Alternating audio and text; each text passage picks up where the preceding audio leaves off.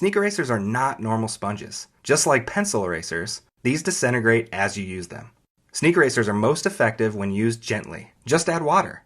For maximum cleaning power, keep the sponge puffed.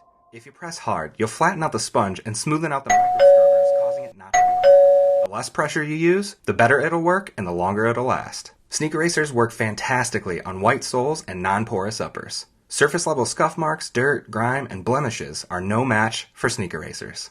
Some materials such as soft foam soles can be harder to clean, but resist the urge to scrub hard. Keep swiping and rinse the sponge for best results. Some shoes get damaged by cuts, scrapes, gouges, and other permanent abrasions. Nothing can fix those. However, if a blemish can be removed, sneak erasers are your best bet.